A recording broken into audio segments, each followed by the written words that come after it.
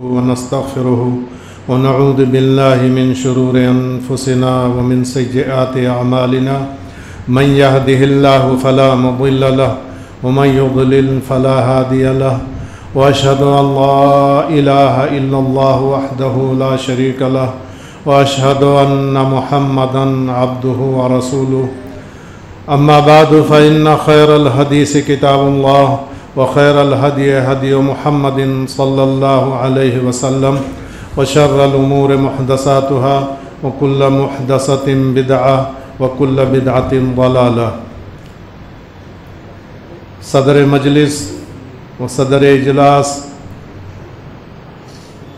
ضلعی جمعیت اہل حدیث کے فعال و سرگرم ذمہ داران و کارکنان و ممبران، علماء دین، حاضرین مجلس اور خواتین ملت،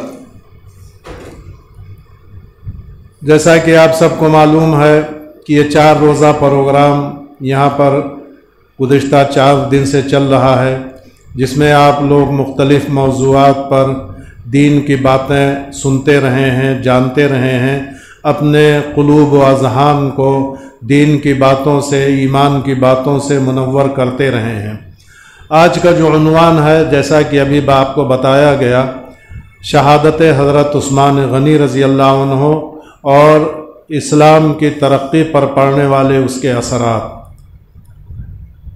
محترم حاضرین، اللہ تبارک و تعالی نے ہمیں جس دین کو اختیار کرنے کا، جس دین کے دائرے میں داخل ہونے کا موقع فراہم کیا ہے، یہ دین دنیا کے سارے ادیان و مذاہب سے بہتر ہے، اور ہمارا یہ دین قربانیوں اور شہادتوں کی تاریخ سے بھرا ہوا ہے۔ ہماری اسلامی تاریخ شہادتوں اور قربانیوں، جانثاریوں اور فداکاریوں کے واقعات سے بھری ہوئی ہے۔ کوئی ایک واقعہ ایسا نہیں ہے کہ جس کو بہت انوکھا اور بہت نادر الوجود قرار دیا جائے، اور کسی ایک واقعے کو دنیا کی تاریخ کا سب سے انوکھا اور عجیب و غریب واقعہ قرار دے کر کے اس کو ہزاروں سال تک اس کی تشہیر کی جائے، تو ایسا نہیں ہے۔ جیسا کہ آپ جانتے ہیں، بہت زیادہ تفصیل سے بتانے کی ضرورت نہیں کہ جو مہینہ چل رہا ہے، جو تاریخیں چل رہی ہیں، ان میں حضرت حسین رضی اللہ عنہ کی شہادت کا واقعہ پیش آیا۔ یقیناً آپ کی شہادت مظلومانہ شہادت ہوئی ہے۔ آپ رسول اللہ صلی اللہ علیہ وسلم کے نواسے تھے، حق کو قائم کرنے کے لیے آپ نے جان آفرین کے سپرد کی، لیکن یہ کہاں کی منطق ہے کہ تقریباً 1380 سال ہو گئے آپ کی شہادت کے۔ یہ ہجری سن کا 1445واں سال شروع ہوا ہے، اور آپ کی شہادت کا واقعہ سن 61 ہجری میں پیش آیا ہے۔ تو اس طرح سے آپ کی شہادت کو تقریباً 1384 سال ہو گئے ہیں، اور 1384 سال سے مسلسل اس کے لیے ماتم اور سینہ کوبی کرنا، اور اس کو یاد رکھ کر کے غم کے آنسو بہانا، یہ نہ اسلام اس کی اجازت دیتا ہے، نہ ہماری شریعت اس کی اجازت دیتی ہے، نہ قرآن و حدیث اس کی اجازت دیتی ہے۔ رسول اللہ صلی اللہ علیہ وسلم کا صاف فرمان ہے کہ کسی مسلمان کے لیے جائز نہیں کہ کسی کی وفات پر 3 دن سے زیادہ غم منائے، سوائے بیوی کے کہ اپنے شوہر کی وفات پر 4 مہینہ 10 دن تک غم منائے گی، اور غم منانے کے لیے بھی آداب مقرر ہیں۔ یہ نہیں کہ آدمی جیسے چاہے ویسے غم منائے، کپڑے پھاڑے، گریباں چاک کرے، سینہ پیٹے، چھریوں سے اپنے آپ کو زخمی کرے، اور اس طرح سے جو حرکتیں کی جاتی ہیں اس کی تفصیل میں جانے کا نہ وقت ہے، نہ یہ میرا موضوع ہے۔ لیکن یہ کہاں کی منطق ہے کہ کسی ایک واقعے کو بڑھا کر کے اتنا آگے بڑھانا، اور اتنا لوگوں کے دلوں میں اس کا نقش قائم کرنا، اور پھر اس کے بعد تاریخ اسلام کی شہادت کے دیگر ایمان افروز واقعات کو نظر انداز کرنا، یہ کہاں تک درست ہے اور کہاں تک عقل اور منطق اس کی اجازت دیتی ہے؟ اسلامی تاریخ شہادتوں سے بھری ہوئی ہے۔ دیکھیے، غزوہ احد میں مسلمان شہید ہوئے، ایک بڑی تعداد میں صحابہ کرام شہید ہوئے، اور ان پہ سے کئی لوگوں کی لاشوں کا مسئلہ کیا گیا. سید الشہداء حضرت حمزہ رضی اللہ عنہ جو رسول اللہ صلی اللہ علیہ وسلم کے چچا تھے، ان کا سینہ چاک کیا گیا، ان کا کلیجہ نکال کر کے ہند بنت عتبہ جو ابو سفیان کی بیوی تھی اس نے چبانے کی کوشش کی، ناک کان کاٹ کر کے ہار بنا کر پہنا.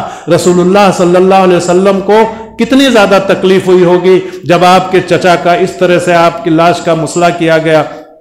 اسی طرح سے حضرت خبیب رضی اللہ عنہ کو جو پھانسی دی گئی، سولی پر چڑھایا گیا، تنے پر ان کو باندھا گیا، کھمبے سے جب ان کو پھانسی کے کھمبے پر باندھا گیا تو زندگی ہی میں ان کی لاش کا مسئلہ کیا گیا. وہ ابھی زندہ ہیں، ان کی انگلیاں کاٹی جا رہی ہیں، ان کے ناک کاٹے جا رہے ہیں، ان کے کان کاٹے جا رہے ہیں، ان کی ہتھیلیاں کاٹی جا رہی ہیں، اور زندگی کی حالت میں ہی ان کی لاش کا مسئلہ کیا جا رہا. ایک ایک چیز کاٹی جاتی تھی اور اس کے بعد کہا جاتا تھا کیا خبیب تمہیں یہ پسند نہیں ہے کہ آج یہاں پر تم نہ ہوتے، تمہیں چھوڑ دیا جاتا، تم اپنے بال بچوں میں واپس چلے جاتے اور تمہاری جگہ پر تمہارے نبی، تمہارے رسول صلی اللہ علیہ وسلم کو یہاں پر لایا جاتا اور تمہارے بدلے میں ان کو پھانسی دے دی جاتی اور تمہیں چھوڑ دیا جاتا. کہا ارے کم بختو، تم نے رسول اللہ صلی اللہ علیہ وسلم سے ہماری جو محبت ہے اس کا ابھی پیمانہ تمہیں پتہ ہی نہیں، اس محبت کا تم نے ابھی اندازہ ہی نہیں لگایا. ہمیں تو یہ بھی پسند نہیں ہے کہ تم ہم کو چھوڑ دو اور اس کے بدلے میں رسول اللہ صلی اللہ علیہ وسلم جہاں پر ہے وہیں پر ان کے پیر میں ایک کانٹا چبھ جائے اور اس کے بدلے میں تم ہم کو چھوڑ دو، ہم کو تو یہ بھی گوارا نہیں. حضرت عمر فاروق رضی اللہ عنہ کو جب فجر کی نماز پڑھاتے ہوئے شہید کیا گیا. اور یہ بات آپ کو جاننا چاہیے کہ 4 جو خلفائے راشدین گزرے ہیں، حضرت ابو بکر، حضرت عمر، حضرت عثمان اور حضرت علی، ان چاروں رضوان اللہ علیہم اجمعین، ان چاروں میں سے حضرت ابو بکر کو چھوڑ کر کے باقی 3 شہید ہوئے ہیں، اور تینوں تقریباً نماز کی حالت میں نماز کے قریب اور عبادت کرتے ہوئے شہید ہوئے ہیں. حضرت عمر فاروق فجر کی نماز پڑھا رہے تھے، نماز پڑھاتے ہوئے ان کو شہید کیا گیا. ابو لولو فیروز مجوسی نے خنجر کا وار کر کے آپ کو عین نماز کی حالت میں شہید کر دیا. اس کے بعد حضرت علی رضی اللہ عنہ جو فجر کی نماز کے لیے جا رہے تھے، دروازے پر ان کو ابن عبد الرحمن ابن ملجم نے مار کر کے شہید کر دیا. اسی طرح سے حضرت عثمان غنی رضی اللہ عنہ کو جب شہید کیا گیا تب آپ قرآن پاک کی تلاوت کر رہے تھے اور روزے سے تھے. تو شہادت کے بے شمار واقعات اسلام کے اندر موجود ہیں. چنانچہ شاعر نے کہا یہ شہادت گہے الفت میں قدم رکھنا ہے. لوگ آسان سمجھتے ہیں مسلمان ہونا، اگر دائرہ اسلام میں داخل ہوئے ہو تو آزمائشیں تو آئیں گی، قربانیاں تو دینی پڑے گی، جان کی قربانی بھی دی جا سکتی ہے، جان کی قربانی بھی مانگی جا سکتی ہے، اور اس طرح سے تمہیں اپنے ایمان کا ثبوت دینا پڑے گا. تو یہ شہادت کا واقعہ جو حضرت حسین رضی اللہ عنہ نواسے رسول جگر گوشے بطول کی شہادت کا جو واقعہ پیش آیا، یقیناً یہ روح فرسا واقعہ ہے. یقیناً ان کو کمبختوں نے حضرت حسین رضی اللہ عنہ کو مظلوم شہید کیا، لیکن حضرت عثمان غنی رضی اللہ عنہ کی شہادت بہت ہی مظلومانہ شہادت ہوئی ہے. آج ہم اس کو یاد بھی نہیں رکھتے ہیں. ہم کو بہت زیادہ یاد رکھنے کی ضرورت بھی نہیں، اس کو کوئی منانے کی ضرورت تو نہیں ہے، لیکن کم سے کم ہم کو، ہماری نوجوان نسل کو اور ہم تمام لوگوں کو اس شہادت کو یاد تو رکھنا، اس شہادت کی تاریخ کو جاننا تو چاہیے. حضرت عثمان غنی رضی اللہ عنہ کو ذو النورین کے خطاب سے نوازا گیا. کیوں کہ رسول اللہ صلی اللہ علیہ وسلم نے ان کو ایک بعد دیگرے اپنی 2 بیٹیاں دیں. حضرت رقیہ کو پہلے دیا. جب ان کی وفات ہو گئی تو وہ بہت غمگین تھے، وفات پر غمگین تھے. رسول اللہ صلی اللہ علیہ وسلم تشریف لائے اور کہا عثمان کیوں اتنا غم کر رہے ہو؟ بیٹی رسول اللہ صلی اللہ علیہ وسلم کی اس دنیا سے رخصت ہوئی ہے، لیکن عثمان کا غم دیکھ کر کے رسول اللہ صلی اللہ علیہ وسلم اپنی بیٹی کا غم بھول گئے اور ان کو دلاسا دینے لگے. کہا عثمان کس بات کا غم ہے؟ کہا اللہ کے رسول بیوی کی وفات کا غم نہیں ہے، مجھے غم تو اس بات کا ہے کہ آج میرا گھر، नबी की बेटी से खाली हो गया। मेरा घर आपने जो अपनी बेटी मुझे दी थी, मेरा घर खाली हो गया, उस नूर से मैं महरूम हो गया जो आपकी बेटी के शक्ल में हमारे घर में जो नूर मौजूद था उससे मैं महरूम हो गया। रसूलुल्लाह सल्लल्लाहु अलैहि वसल्लम ने कहा, उस्मान गम न करो, मैं दूसरी बेटी तुमको देता हूं। उम्मे कुलसूम को दे दिया, इसीलिए उनको ज़ुन्नूरैन के लक़ब से नवाजा गया। उसके बाद जब उनकी वफात हुई तो रसूलुल्लाह सल्लल्लाहु अलैहि वसल्लम ने फरमाया कि अब मेरी कोई बेटी नहीं है।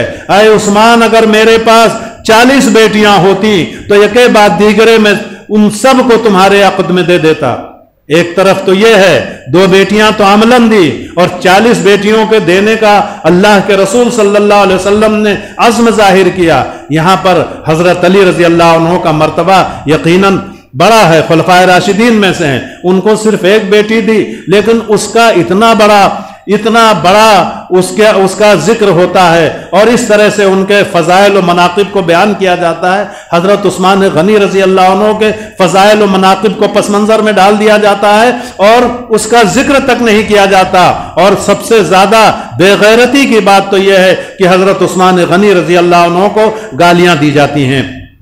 एक तबके की तरफ से तो कम से कम हमें हजरत उस्मान गनी की शहादत को भी जानना चाहिए और इस्लाम के लिए आपकी कुर्बानियों को भी जानना चाहिए। जब मदीने में मुसलमान आए, मीठे पानी का कोई कुआं नहीं था। रसूलुल्लाह सल्लल्लाहु अलैहि वसल्लम ने कहा, अपने असहाब में चंदे की अपील की और कहा, कोई है जो यहूदी से कुएं का एक हिस्सा खरीद करके मुसलमानों के लिए पानी का हुसूल आसान बना दे। हजरत उस्मान गनी फौरन खड़े हुए और मेरे लिए जन्नत में हौज़े कौसर का पानी मेरे हाथ से पिए। मैं वादा करता हूं कि अगर कोई आदमी कुआं खरीद करके यहूदी से और मुसलमानों के लिए उसको वक्फ कर दे तो मैं उसको अपने हाथ से हौज़े कौसर का पानी पिलाऊंगा। हजरत उस्मान गनी खड़े हुए कहा, अल्लाह के रसूल, आप इतना बड़ा वादा कर रहे हैं, किसी और से अपील करने की जरूरत नहीं, यह उस्मान हाजिर है, मैं अभी जाकर के इस कुएं को खरीदता हूं। आधा कुआं खरीद लिया, आधा कुआं उनका हो गया। उन्होंने मुसलमानों पर उसके पानी को वक्फ कर दिया, कोई पैसा नहीं, कोई कीमत नहीं। उसके बाद जब अब बारी मुकर्रर हो गई, कुछ दिन तक वो कुआं एक दिन बारी थी मुसलमानों की, हजरत उस्मान गनी की, और एक दिन बारी थी यहूदी की, हजरत उस्मान गनी। जब उनकी बारी आती तो सारे लोगों के लिए पानी छूट कर देते, जो सिर्फ मुसलमान ही नहीं, गैर मुस्लिम हो, यहूदी हो, मुशरिक हो, जो भी चाहे आकर के पानी पिए, कोई कीमत नहीं। यहूदी ने कहा, जब पानी मुफ्त में मिल रहा तो हमारा पानी कौन खरीदेगा। अपनी बारी के लिए भी अपना आधा कुआं दोबारा बेचने के लिए तैयार हुआ। रसूलुल्लाह सल्लल्लाहु अलैहि वसल्लम ने फिर अपील की कि बाकी आधा हिस्सा कौन खरीद के देता है। हजरत उस्मान गनी फिर खड़े हुए, कहा, अल्लाह के रसूल, बाकी वो आधा पानी भी मैं खरीदता हूं, पानी ही नहीं, मैं पूरा कुआं वक्फ कर देता हूं, जो चाहे आकर के अल्लाह की मखलूक में से जो चाहे आकर के पानी पिए। कुआं खरीदा, मस्जिद नबवी तंग होने लगी, सहाबे कराम की तादाद बढ़ने लगी, तो रसूलुल्लाह सल्लल्लाहु अलैहि वसल्लम ने कहा कि बगल की जमीन मस्जिद की तौसी के लिए जरूरत है, मुसलमानों चंदा करो और मस्जिद की तौसी के लिए जमीन की जरूरत है, इसको खरीदो हजरत, और इसके बदले में जन्नत में घर ले लो। हजरत उस्मान गनी फिर खड़े हुए, कहा, अल्लाह के रसूल, अपील करने की कोई जरूरत नहीं, मुझे जन्नत में घर चाहिए, ये मैं खरीद करके देता हूं, आप मस्जिद की तौसी जितनी जरूरत समझे मस्जिद की तौसी कर लें। कुआं खरीद के दिया 2 बार में, मस्जिद नबी के तौसी के लिए जमीन खरीद कर दी। जैसे उसरा का मौका आया, जंग तबूक हुई, रसूलुल्लाह सल्लल्लाहु अलैहि वसल्लम बनफ्से नफीस 30,000 का लश्कर लेकर के जो ईसाइयों के मुकाबले के लिए लश्कर आपने तैयार किया, और उसके बाद वो जैसे उसरा नाम दिया गया है, तंगी का या फक्र फाका का लश्कर। किसी के पास तलवार नहीं, किसी के पास तीरो कमान नहीं, किसी के पास सवारी के लिए ऊंट नहीं, किसी के पास ज़ादे राह नहीं। रसूलुल्लाह सल्लल्लाहु अलैहि वसल्लम ने मस्जिद नबवी में सबको जमा किया और चंदे की अपील की। चंदे की अपील की कि कौन है जो अल्लाह के लिए ऊंट को तैयार करके दे दे, कौन है जो अल्लाह के लिए ज़ादे राह दे दे, कौन है जो अल्लाह के लिए ये सामान सफर दे दे, कौन है जो अल्लाह के लिए असलहा खरीद कर दे दे। हजरत उस्मान गनी खड़े हुए کہ اللہ کے رسول میں 100 اونٹوں کو تیار کر کے میں پالان و کجاوے کے جیش اسرا کے لیے وقف کرتا ہوں۔ رسول اللہ صلی اللہ علیہ وسلم نے جنت کی بشارت دی، اور اس کے بعد پھر کافی نہیں تھا، پھر کھڑے ہوئے، کہا اور کون دیتا ہے؟ حضرت عثمان دوبارہ کھڑے ہوئے، کہا پھر میں 100 اونٹ دیتا ہوں۔ رسول اللہ صلی اللہ علیہ وسلم نے کہا اور کون دیتا ہے؟ حضرت عثمان پھر کھڑے ہوئے، کہا میں 100 اونٹ اللہ کے راستے میں تیار کر کے پالان و کجاوے سمیت دیتا ہوں۔ رسول اللہ صلی اللہ علیہ وسلم نے پھر اپیل کی، پھر اپیل کی، پھر اپیل کی، 7 بار اپیل کی، اور 7 بار وہ مرد مجاہد حضرت عثمان غنی کھڑے ہوئے، اور 7 بار انہوں نے 100 اونٹ دیا، اور 100 اشرفی لا کر کے رسول اللہ صلی اللہ علیہ وسلم کے دامن میں ڈھیر کر دیا۔ آپ کا چہرہ چمک اٹھا، اور آپ نے کیا کہا؟ وہ تاریخی جملہ کہا جو کسی نبی نے اپنی کسی امتی کے لیے نہیں کہا ہوگا۔ آپ نے کہا ما ضر عثمان ما عمل بعد اليوم، آج کے بعد عثمان چاہے جو کام کریں ان کو نقصان نہیں پہنچے گا۔ اور عثمان پر جنت واجب ہو گئی۔ ہر بار جب 100 اونٹ لے کر کے آتے تھے، وعدہ کرتے تھے، تو رسول اللہ صلی اللہ علیہ وسلم کہتے تھے کہ عثمان تمہارے لیے جنت کی بشارت ہے۔ 7 بار جنت کی بشارت حضرت عثمان غنی کو ایک ہی نشست میں مسجد نبی میں رسول اللہ صلی اللہ علیہ وسلم نے 7 بار جنت کی بشارت دی، اور 2 یا 3 بار کہا ما ضر عثمان ما عمل بعد اليوم، آج کے بعد عثمان چاہے جو کریں انہیں کوئی نقصان نہیں پہنچنے والا ہے، کیونکہ انہوں نے اپنے اوپر جنت کو واجب کر لیا ہے۔ اس کے بعد ان کے فضائل و مناقب کہاں تک بیان کیے جائیں، انہوں نے اتنا سب کچھ اللہ کے راستے میں خرچ کیا کہ جس کی کوئی تفصیل نہیں ہے، جس کو کوئی تفصیل سے کوئی مقرر بیان نہیں کر سکتا۔ ہر قدم پر وہی آگے آئے، اور ہر قدم پر اللہ کے راستے میں انہوں نے اپنے مال کو بے دریغ لٹایا۔ اس کے بعد حضرت عثمان کے فضائل و مناقب بے حد و حساب ہیں۔ ان کو خلافت ملی۔ خلافت کیسے ملی، تھوڑی سی اس تاریخ کو بھی سمجھتے چلیے۔ حضرت امیر المومنین حضرت عمر فاروق رضی اللہ عنہ کو جب ابو لولو فیروز مجوسی نے جب نیزہ مار کر کے شہید کر دیا، اس کے بعد وہ 2 دن زندہ رہے، اور اس سے پہلے بھی، اس زخمی ہونے کے بعد بھی اور اس سے پہلے بھی برابر یہ غور کرتے رہتے تھے کہ میں اپنے بعد کس کو خلیفہ بناؤں۔ تو کسی کے اندر پوری صلاحیت اور کسی کے اندر پوری لیاقت نہیں پاتے تھے، اس لیے انہوں نے 6 آدمیوں کی کمیٹی بنائی۔ وہ 6 آدمی کون تھے؟ وہ عشرہ مبشرہ تھے۔ عشرہ مبشرہ، عشرہ جانتے ہیں 10 کو کہتے ہیں، نہیں 10 آدمی صحابہ کرام میں سے ایسے منتخب تھے کہ رسول اللہ صلی اللہ علیہ وسلم نے انہیں اپنی زندگی میں جنت کی بشارت دے دی تھی، اس لیے ان کو مبشرہ کہتے ہیں۔ وہ عشرہ 10 کی تعداد تھی، تو 10 میں سے حضرت ابو عبیدہ بن جراح کی وفات ہو چکی تھی، وہ عشرہ مبشرہ میں سے تھے۔ طاعون وامواس میں شام میں جب پھیلا تھا تو ان کی وفات ہو گئی۔ حضرت ابو بکر صدیق کی وفات ہو چکی تھی۔ حضرت عمر رضی اللہ عنہ اس دنیا سے رخصت ہو رہے تھے، 7 بچے تھے۔ 7 میں سے 6 کی کمیٹی بنائی، 7ویں کو کمیٹی میں، 7ویں کو کمیٹی میں بھی نہیں شامل کیا۔ اور 7ویں کون تھے؟ زندہ تھے، حضرت سعید بن زید تھے۔ حضرت سعید بن زید کون تھے؟ حضرت عمر فاروق کے بہنوئی تھے۔ انہوں نے صرف اس وجہ سے ان کو کمیٹی میں بھی نہیں شامل رکھا کہ کل کو اگر اللہ تعالیٰ قیامت کے دن سوال کرے گا کہ عمر اس دنیا سے آتے ہوئے امت کی باغ ڈور کس کے ہاتھ میں دے کر کے آئے تھے، تو میں کہیں کہوں گا، نام گناؤں گا، تو کہیں ایسا نہ ہو کہ اللہ مجھ سے پوچھے کیا اس کمیٹی میں اپنے بہنوئی کو بھی رکھا تھا۔ آج کتنے اقربا پروری عام ہو چکی ہے، اس کو زیادہ بتانے کی ضرورت نہیں۔ ان کو صرف اس وجہ سے خارج رکھا جبکہ عشرہ مبشرہ میں وہ بھی تھے۔ بہرحال جب 6 آدمی بچے، 6 آدمیوں کی کمیٹی بنائی، تو حضرت عبد الرحمن ابن عوف نے ایک تجویز پیش کی کہ 6 آدمیوں میں سے انتخاب کرنا مشکل ہے۔ اپنے بیٹے عبداللہ ابن عمر کو نہیں بنایا، بہت باصلاحیت تھے، سنت کے شہدائی تھے، کتاب و سنت سے والہانہ عقیدت رکھتے تھے، زندگی کا ایک لمحہ قرآن و سنت سے الگ ہٹ کر کے وہ گزارنے کے قائل نہیں تھے۔ یہاں تک کہ جب سفر حج میں گئے تو ایک جگہ بلا ضرورت بھی وہ بیٹھ گئے، استنجا کرنے کی صورت میں بیٹھ گئے۔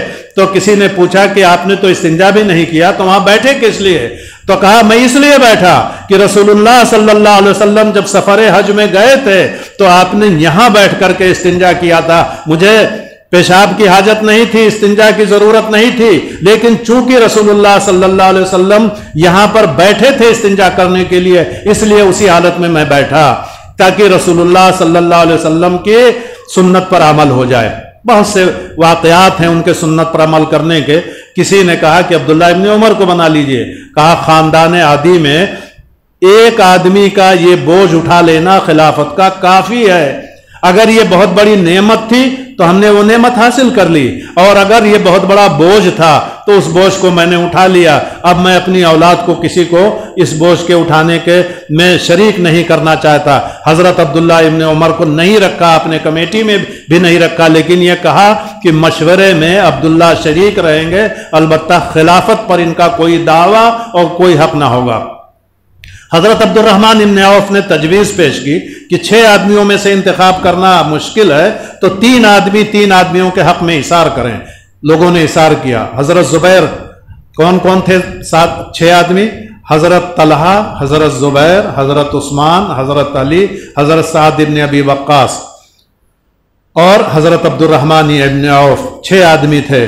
تو حضرت زبیر نے حضرت علی کے حق میں، حضرت طلحہ نے حضرت عثمان کے حق میں، اور حضرت سعد ابن ابی وقاص نے حضرت عبد الرحمن ابن عوف کے حق میں ان لوگوں نے خلافت سے دستبرداری کا اعلان کر دیا۔ 3 آدمی بچے، حضرت عبد الرحمن ابن عوف، حضرت علی اور حضرت عثمان۔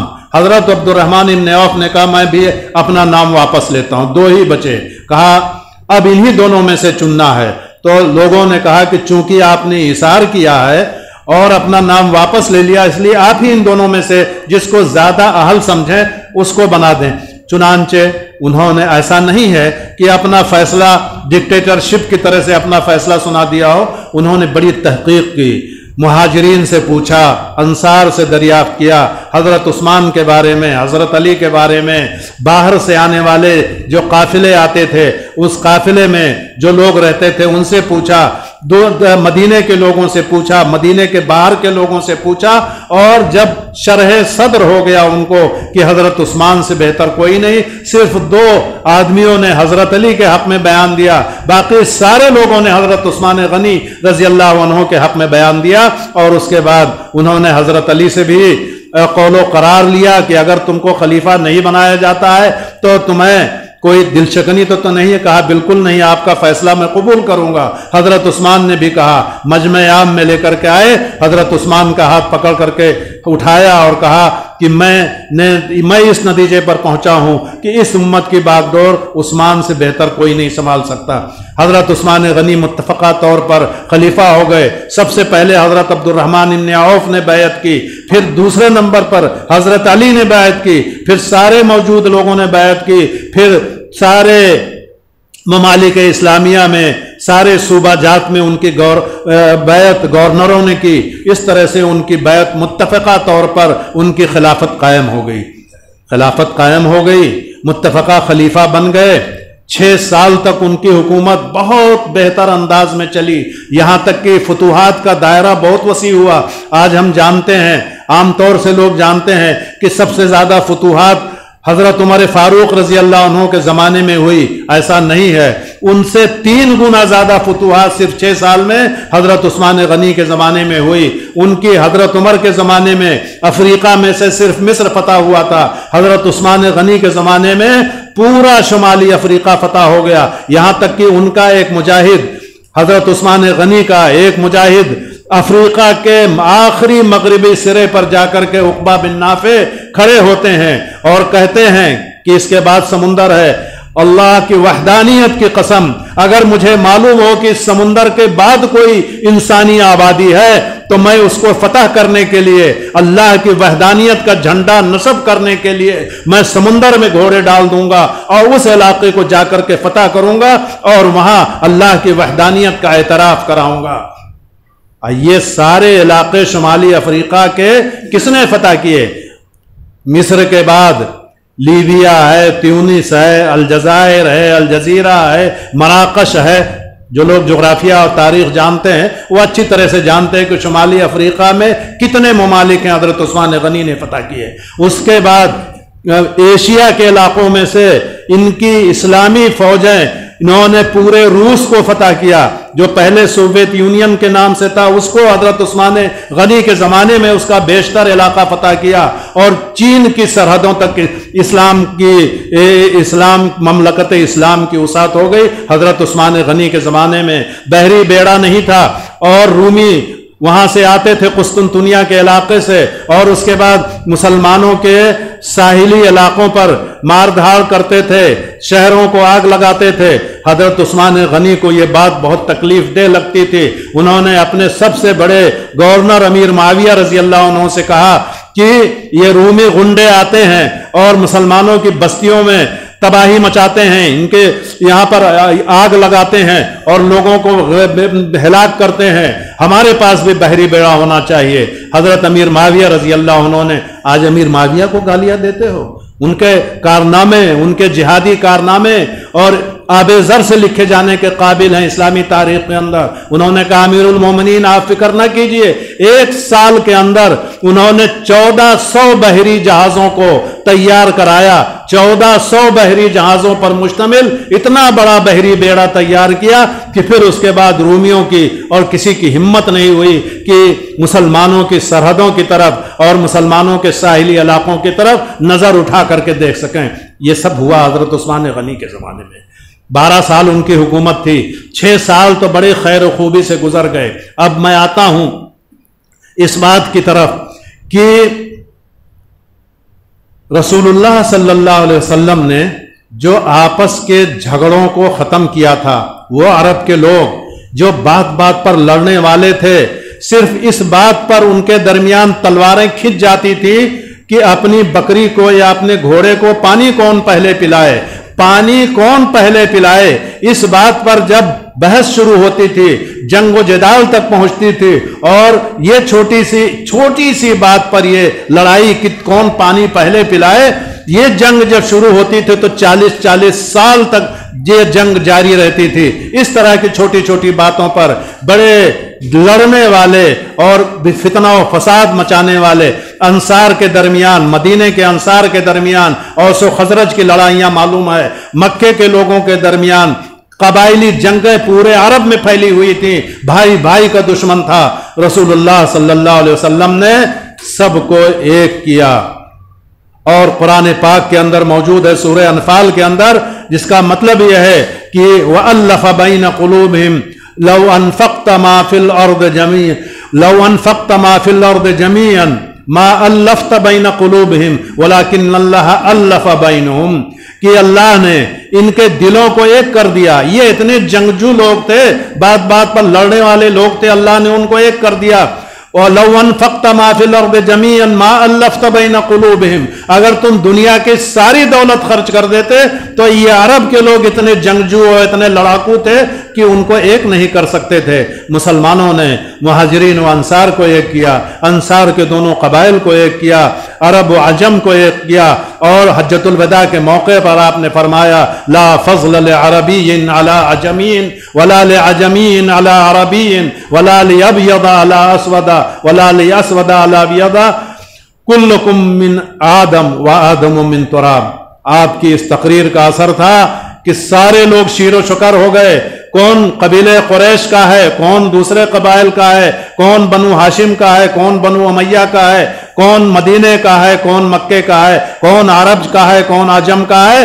اس طرح کی عربی اور عجمی کی کوئی تفریق نہیں رہی، کالے گورے کی کوئی تفریق نہیں. خاندانی عصبیت کو آپ نے پیروں کے نیچے کچل دیا. یہ ساری چیزیں ختم ہو گئیں. بنو ہاشم اور بنو امیہ کے درمیان لڑائیاں پہلے بھی چل رہی تھیں، لیکن رسول اللہ صلی اللہ علیہ وسلم نے سب کو باہم شیر و چکر کر دیا.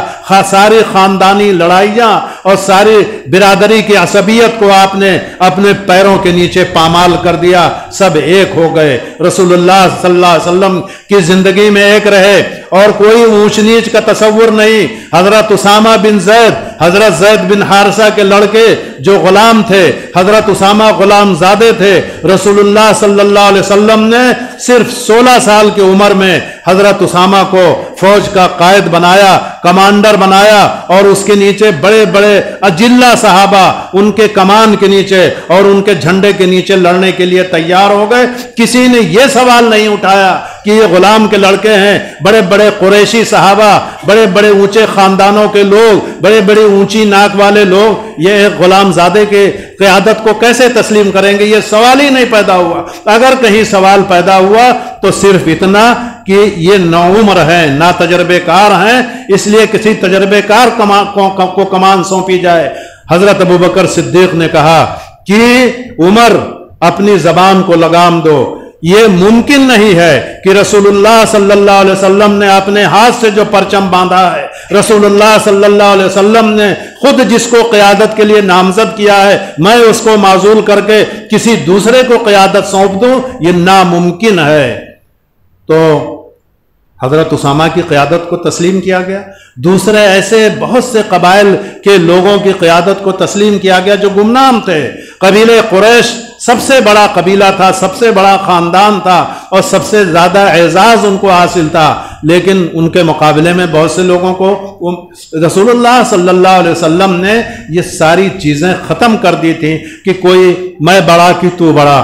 تو اس کے بعد رسول اللہ صلی اللہ علیہ وسلم کی وفات ہوئی۔ حضرت ابوبکر کے زمانے میں یہ چیز باقی رہی، حضرت عمر کے زمانے میں تھوڑی کمی آئی، حضرت عثمان کے زمانے تک پہنچتے پہنچتے جو اگلی نسل آئی وہ اس معیار کی نہیں تھی جس معیار کے صحابہ کرام خود تھے، جنہوں نے رسول اللہ صلی اللہ علیہ وسلم کے چہرے کی روشنی میں اپنی زندگی کا سفر طے کیا تھا۔ اس طرح کے لوگ نہیں رہے، دھیرے دھیرے اس میں تنزل آتا گیا، دھیرے دھیرے اس میں کمی آتی گئی۔ چنانچہ 6 سال تو حضرت عثمان غنی کا بہت اچھا گزرا، 6 سال بعد کا ڈسٹرب ہو گیا اور اس میں شورش برپا ہوئی۔ اب میں 9 بجے اذان ہوگی نا، میں آپ کو بتاتا ہوں کہ شورش کی ابتدا کیسے ہوئی۔ حضرت عثمان غنی کے فضائل و مناقب کو، بعض فضائل و مناقب کو میں نے ابھی آپ کے سامنے رکھا کہ آپ ان کے مرتبے اور مقام سے واقف رہیں۔ جب ایران فتح ہو گیا تو بہت سے مجوسیوں نے، آتش پرستوں نے اسلام قبول کر لیا۔ کچھ لوگوں نے تو صدق دل سے اسلام قبول کیا، اور کچھ لوگوں نے اسلام کو قبول کرنے ہی میں اپنی عافیت سمجھی اور دنیاوی فائدہ سمجھا تو اسلام قبول کر لیا، لیکن ان کے دل میں اسلام کے خلاف کدورت آخر تک باقی رہی۔ اور ایک طرف یہودی تھے، یہودیوں کو رسول اللہ صلی اللہ علیہ وسلم اور آپ کے اصحاب نے پے در پے شکستوں سے دوچار کیا۔ جب رسول اللہ صلی اللہ علیہ وسلم اور آپ کے اصحاب مکے سے ہجرت کر کے مدینے آئے تھے تو وہاں پر یہودیوں کے 3 بڑے خاندان تھے، 3 بڑے قبائل تھے، بنی قینقاع، بنی نذیر اور بنی قریظہ۔ یہ 3 بڑے قبائل تھے یہودیوں کے، جن کے پاس مال و دولت کی کمی نہیں تھی۔ آپ جانتے ہیں یہودیوں کے پاس کبھی مال و دولت کی کمی نہیں رہی، اور وہ سود خور تھے، اور سود کے ذریعے سے وہ بہت مال جمع کر کے رکھتے تھے۔ اور دوسرا کام ان کا یہ تھا کہ وہ آہن گر تھے اور اسلحہ بناتے تھے، آہن گر تھے، اسلحہ بناتے تھے۔ آج بھی دنیا میں دیکھ لیجئے، 1400 سال گزر گیا، یہودیوں کا یہی کام تو ہے۔ بڑے بڑے بینک یہودیوں کے ہیں، سود پر ان کا پیسہ پوری دنیا میں راج کر رہا ہے۔ اور اس کے بعد جو وہاں کے مدینے کے جو یہودی تھے وہ بھی اسلحہ بناتے تھے، رسول اللہ صلی اللہ علیہ وسلم نے ان سے اسلحہ خریدا بھی ہے اور عاریت پر اسلحہ حاصل بھی کیا ہے۔ اور اس کے بعد آج پوری دنیا میں جو اسرائیل ایک ملک ہے، اس کی آمدنی کا سب سے بڑا ذریعہ جو اسلحے کی فروخت ہے۔ تو یہودی اس زمانے میں بھی اسلحہ بناتے تھے اور بیچتے تھے اور سودی کاروبار کرتے تھے۔ لیکن جب اسلام آیا مدینے میں اور یہودیوں نے یہ سمجھا کہ اپنے مال و دولت کے بل پر ہم مسلمانوں کو ہرا دیں گے یا ان کے ایمان کو خرید لیں گے، تو رسول اللہ صلی اللہ علیہ وسلم کے ساتھ جو ان کا معاہدہ تھا، انہوں نے اس معاہدے کو توڑا۔ اور اس کے بعد جب انہوں نے معاہدے کو توڑا تو رسول اللہ صلی اللہ علیہ وسلم کے ساتھ ان کی جنگیں ہوئیں۔ رسول اللہ صلی اللہ علیہ وسلم نے ان کو مختلف جنگوں میں شکست فاش سے دوچار کیا۔ کسی کو किसी को जिला वतन किया, किसी को माल व असबाब के साथ वहां से जाने पर मजबूर किया और किसी को तहे तैक किया। बनी कैनुका और बनी नज़ीर को जिला वतन किया, यहाँ तक कि वो मदीने में अपना घर ही नहीं खाली करके ले गए बल्कि अपने जंगले और दरवाजे तक उखाड़ करके ले गए। कुरान पाक के अंदर मौजूद है बनी नज़ीर की जिला वतनी का वाकया कि अपने हाथों से अपने घरों को उजाड़ करके ले जा रहे हैं। रसूलुल्लाह सल्लल्लाहु अलैहि वसल्लम ने कहा, अपना जो कुछ भी माल व असबाब लेकर जाना चाहते हो ले जाओ। अपना पूरा घर वीरान करके चले गए ताकि हमारे बाद किसी के काम ना आए। मुसलमानों ने शिकस्त दी। फिर बनी नज़ीर को बनी कुरैज़ा को शिकस्त दी, बनी नज़ीर को शिकस्त दी, बनी कुरैज़ा को शिकस्त दी।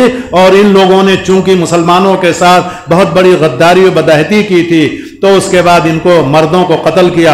फिर उसके बाद बनी नज़ीर के जो लोग बच गए थे वह भाग करके खैबर में पहुंचे और वहां से उन्होंने अपनी साजिशों का जाल बिछाया और मुसलमानों के खिलाफ दूसरे कबीलों से साजबाज करने लगे और मुसलमानों को तहत करने के लिए, मुसलमानों को सफ़ह हस्ती से मिटाने के लिए उन्होंने साजिशों के जाल बुने। रसूलुल्लाह सल्लल्लाहु अलैहि वसल्लम ने खैबर में जाकर के उन पर हमला किया और उनको वहां शिकस्त फाश से दोचार किया। अब जब यहूदियों को मालूम हो गया कि मुसलमानों की ताकत इतनी ज्यादा है कि उनको अब खुले मैदान में शिकस्त नहीं दी जा सकती है, तो रसूलुल्लाह सल्लल्लाहु अलैहि वसल्लम के खिलाफ और इस्लाम के खिलाफ उन्होंने साजिशों के जाल बुनने शुरू किए। और उसके बाद उनमें से कुछ यहूदियों ने इस्लाम कबूल कर लिया, या कहिए कि इस्लाम का लिबादा ओढ़ लिया और अपने साजिशों के जाल को फैलाया। तो 6 साल हजरत उस्मान गनी के दौरे खिलाफत के, दौरे इमारत के बहुत खैर खूबी से गुजर गए। बाकी 12 साल उनकी हुकूमत थी। बाकी 6 सालों में शोरिश और फितना व फसाद बरपा हुआ और शोरिश शुरू हुई। कूफा में उश्तर नखई नाम का एक आदमी था। अब मैं बता दूं 3 तरह की असबियतें काम कर रही थी। 3 तरह की असबियतें जिनका खातिमा रसूलुल्लाह सल्लल्लाहु अलैहि वसल्लम ने अपनी ज़िंदगी में कर दिया था। एक बनी हाशिम और बनी उमैया की असबियत, ख़ानदानी लड़ाई। दूसरी तरफ अरब, कुरैश और गैर कुरैश की लड़ाई। और तीसरी तरफ अरब और अजम की लड़ाई।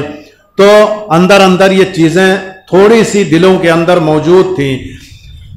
बनी हाशिम का दिल बनी उमैया से साफ नहीं था, अरबों का दिल अजमों से साफ नहीं था, अजमियों का दिल अरबों से साफ नहीं था, और कुरैशियों को, गैर कुरैशियों को कुरैशियों से शिकायत थी। तो बहरहाल इसने इसी असबियत को हवा दिया। इसने कूफा में उश्तुर नखई ने इसी असबियत को हवा दिया।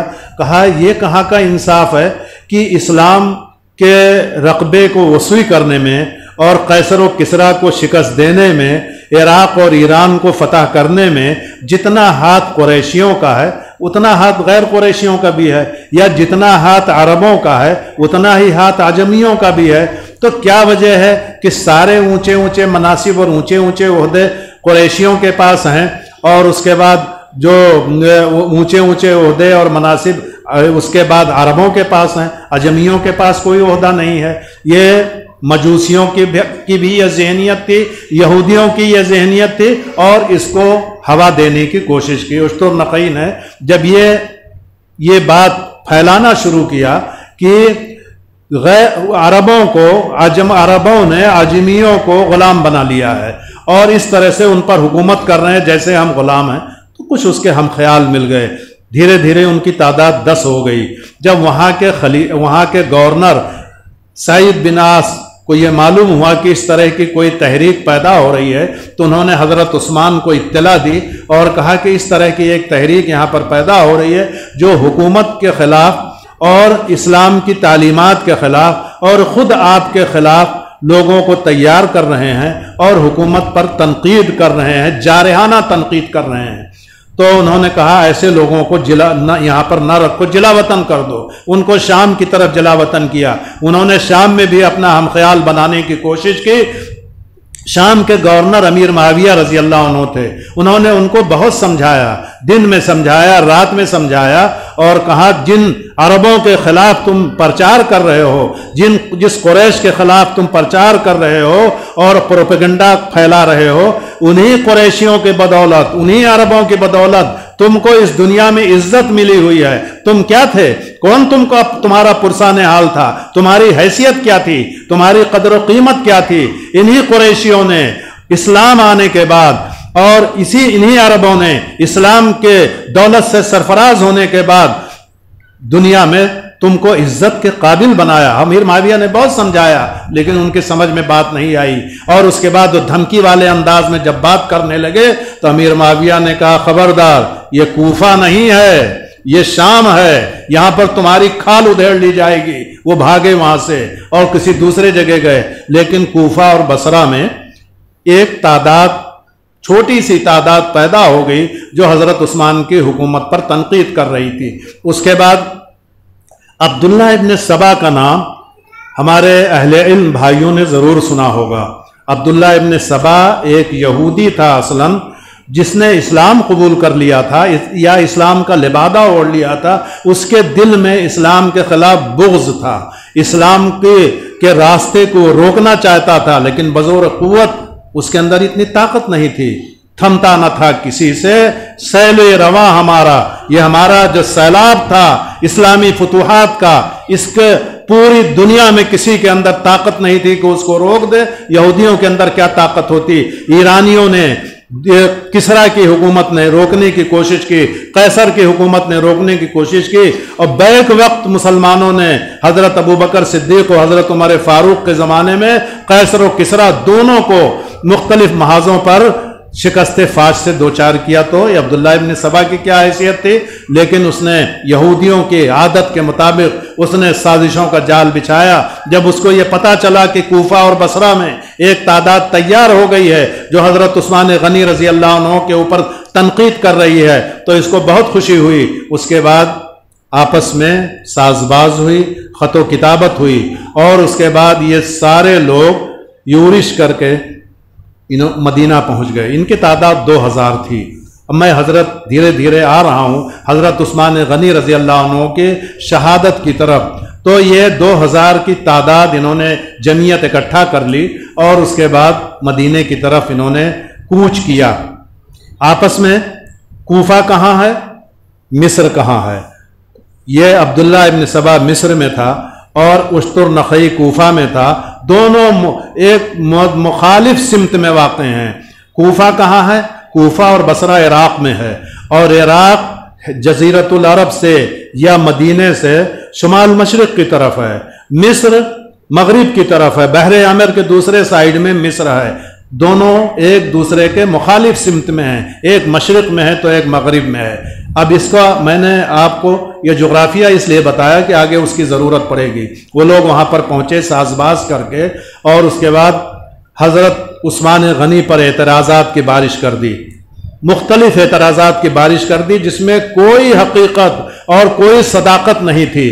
میں آپ کو بتانا چاہتا ہوں بہت ادب کے ساتھ کہ ہمارے جماعت اسلامی کے بانی اور امیر مولانا سید ابوالعلا مودودی نے ایک بدنام زمانہ کتاب خلافت و ملوکیت تحریر کی۔ بدنام زمانہ بھی ہے اور بہت ہی متنازع بھی ہے۔ اس کے جواب علماء دین نے، مختلف علماء نے جوابات دیے ہیں۔ ان میں ایک کتاب کا نام تجدید سبائیت ہے۔ تجدید سبائیت یعنی اسی عبداللہ ابن سبا کی طرف اس کی نسبت ہے کہ جس طرح سے عبداللہ ابن سبا نے حضرت عثمان غنی کے خلاف سازش کی اور ان کی حکومت کا تختہ پلٹنے کے لیے کوشش کی، اسی طرح سے یہ ایک کوشش ہے۔ تو یہ بہت بڑی بات تھی۔ بہرحال مختلف طرح کی کتابیں لکھی گئیں اس کے جواب میں۔ تو میں کہہ یہ رہا تھا کہ مولانا مودودی علیہ الرحمہ نے اگرچہ دین کی خدمت کے بہت سے کام کیے ہیں، بہت اہم کتابیں لکھی ہیں، معترضین اسلام کے معترضین کا بہت مدلل انداز میں جواب دیا ہے، مغربی تہذیب کا انہوں نے تیا پانچا کیا ہے، اس کے علاوہ سود کے خلاف انہوں نے بہت اہم کتاب سود لکھی ہے، جہاد کے بارے میں الجہاد فی الاسلام لکھی ہے، پردے کے موضوع پر پردہ نام کی کتاب لکھی ہے۔ ان کی خدمات سے انکار نہیں، لیکن انہوں نے صحابہ کرام کی جو تنقیص کی ہے خلافت ملوکیت کتاب لکھ کر کے، تو میں یہ کہہ رہا تھا کہ انہوں نے بھی یہ تاثر دینے کی کوشش کی ہے، بلکہ صاف صاف لفظوں میں لکھا ہے کہ حضرت عثمان غنی کے اندر یہ کمیاں، یہ خامیاں تھیں۔ وہ لوگ آئے، جب وہ لوگ 2000 کی تعداد میں مدینے آئے تو ان سے بات کرنے کے لیے حضرت عثمان غنی رضی اللہ عنہ نے انہی 4-5 لوگوں کو بھیجا جو خلافت کمیٹی میں شامل تھے۔ حضرت طلحہ تھے، حضرت زبیر تھے، حضرت علی تھے، حضرت سعد ابن ابی وقاص تھے۔ یہ لوگ گئے ان سے بات کرنے کے لیے، تو انہوں نے کہا تم کو حضرت عثمان سے کیا شکایتیں ہیں؟ تو انہوں نے کہا، انہوں نے اپنی شکایتوں کو پیش کیا۔ ان لوگوں نے ان کی شکایتوں کا ازالہ کیا، کہا یہ جھوٹ ہے، یہ جھوٹ ہے، یہ غلط ہے، یہ الزام ہے، اور حضرت عثمان ایسے نہیں ہیں، ویسے نہیں ہیں۔ بات ختم ہو گئی، وہ لوگ واپس چلے گئے، لیکن واپس جانے کے لیے تو آئے نہیں تھے، وہ تو اسلام کے دشمن تھے، حضرت عثمان کے دشمن نہیں تھے، اسلام کے دشمن تھے، اور ان کو موقع ملا کہ کسی طرح سے حضرت عثمان کے خلاف تھا۔ ان کو اپنے اس میں کامیابی کا اندازہ آپ ایسے لگا سکتے ہیں کہ اس میں حضرت ابو بکر کے لڑکے محمد بن ابو بکر تھے، ان سازشیوں کے اعلی کار بن کر کے آئے۔ محمد بن حذیفہ تھے جو سازشیوں کے اعلی کار بن کے نہیں۔ یہ اتنے اونچے پائے کے اصحاب، حضرت ابو بکر صدیق کے صاحبزادے، حضرت حذیفہ بن یمان کے صاحبزادے، اور اتنے بڑے بڑے لوگ، ان کی اولاد، ان کو بھی گمراہ کیا ان لوگوں نے اور اپنا اعلی کار بنا لیا۔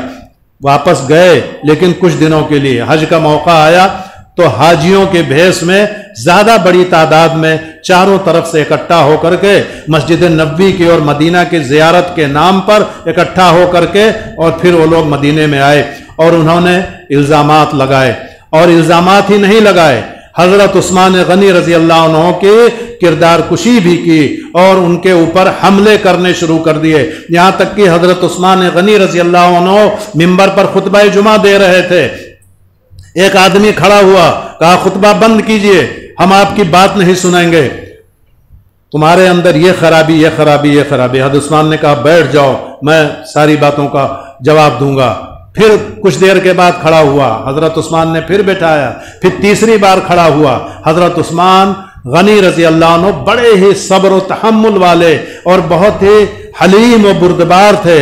وہ تیسری مرتبہ خاموش ہے، لیکن ایک بارگی جو سازش کر کے آئے تھے، ایک بارگی بہت سے لوگ کھڑے ہو گئے، اور اتنا ہی نہیں، حضرت عثمان غنی پر اعتراضات کی بارش کی اور پتھر مارے ان کو، اور اس کے بعد یہاں تک کہ جو ان کو پتھر کا زخم لگا، لیکن حضرت عثمان غنی نے، صحابہ کرام نے کہا ان کو ہم سبق سکھا سکتے ہیں، لیکن آپ نے کہا نہیں، ہم سب کو معاف کرتے ہیں، اپنی ذات کے لیے میں کسی سے انتقام نہیں لوں گا۔ بڑے ہی بردبار حلیم الطبع آدمی تھے حضرت عثمان غنی۔ ان کی جگہ پر کوئی بھی ہوتا، حضرت عمر فاروق ہوتے، تو یہ جو لوگ آئے تھے باہر سے بلوائی، سب کی چمڑی ادھیڑ لیتے اور اس کے بعد سب کو سبق سکھاتے۔ حضرت عمر فاروق کا زمانہ ہوتا، لیکن حضرت عثمان غنی نے بڑے قوت برداشت کا ثبوت دیا۔ حکومت اور سیاست میں بسا اوقات برداشت کرنا بہت زیادہ، یہ بھی کبھی کبھی بہت ہی نقصان دہ ثابت ہوتا ہے۔